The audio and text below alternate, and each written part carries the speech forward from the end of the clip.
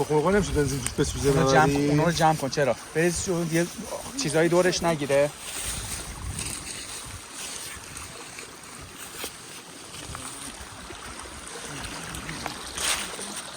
آها آره